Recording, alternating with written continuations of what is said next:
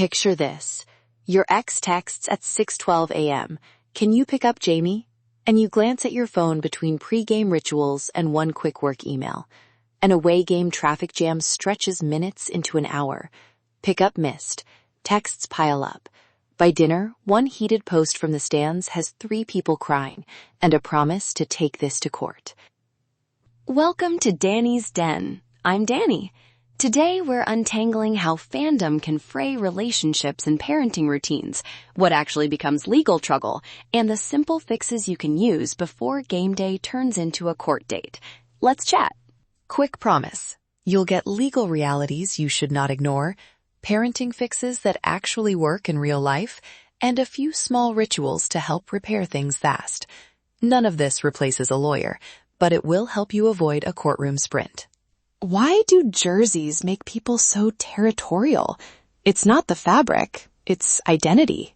For a lot of folks, a team is routine, pride, a way to unwind. Take that and add unequal chores, long work weeks, or sleep deprivation, and suddenly game day feels like sacred ground. Small slights become signs of disrespect. Common triggers? Surprise away trips that disrupt custody plans, rituals that leave a new partner out, or social posts that land as provocation instead of a joke. So when you're texting through a tailgate, remember there's emotional context under the helmet. Here's a simple conversational script you can use to cool things down. "I hear how much this means to you. I'm not trying to take that away, but we agreed on pickup times. Let's find a plan that keeps the kids safe and lets you cheer. It validates and sets a boundary." Okay, parenting and attendance. This is where logistics meet symbolism.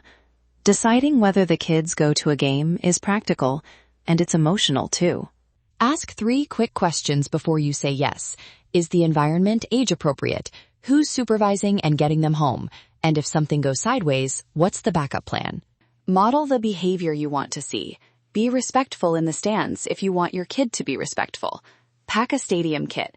Water, sunscreen, noise protection, hand sanitizer, and an emergency contact card with names and meeting spots. At tailgates, keep kids physically separate from alcohol service, and pick a halftime meeting spot so you're not trading directions over sketchy cell service in a parking lot.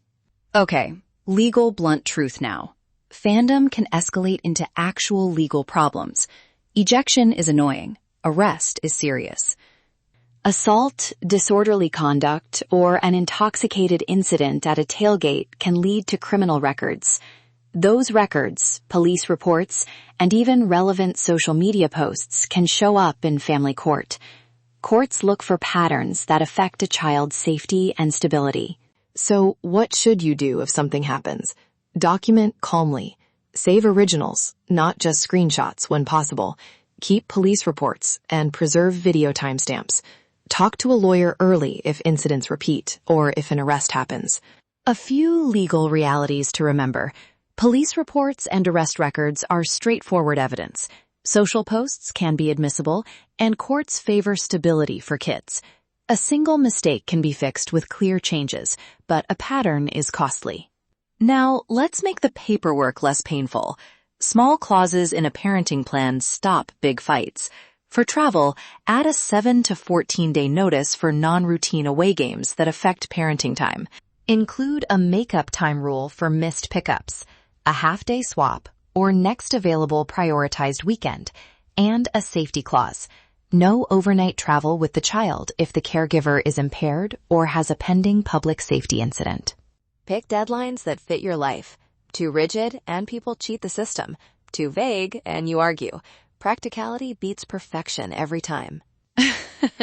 Okay, the part I actually enjoy? Repairing rituals. Game day traditions are emotional anchors.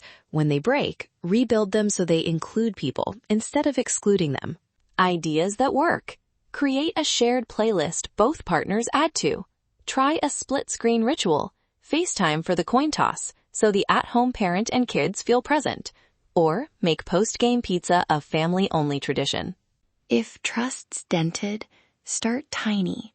One kept promise builds momentum. Send a photo from the stands that focuses on the kids, not taunting the other team. A brief apology plus a small fix beats a long defensiveness spiral every time. Here's a 6-item checklist you can use this week. 1. Confirm weekend pickups in writing 48 hours ahead. 2. Agree on one emergency contact card for games. 3. Pack the stadium safety kit we talked about. 4. Set a 14-day notice rule for non-routine travel. 5. Preserve originals of any public safety records or online posts. 6. Pick one shared ritual, a playlist or a post-game meal, and commit for 4 weeks. When to call a lawyer. If there's an arrest, repeated safety incidents, threats, or a pattern of missed handoffs that won't fix with simple agreements, get counsel. Also call early if you're getting legal threats online. Preserve the messages and ask for help. One small music ritual to try. Pick a 5-song halftime playlist. Upbeat but not aggressive. That becomes your family's reset signal. Hit play when tensions rise. It cuts through the arguing without another long conversation. So to recap, name the emotion and set one clear boundary. Plan travel and pickups ahead. Document any safety incidents and rebuild rituals with small weekly wins, playlists included. If this landed for you, subscribe to Danny's Den. Pick one item from the 6-point checklist and put it on the calendar right now. Let's chat. Thanks for listening to Danny's Den. See you next time, and enjoy the game safely.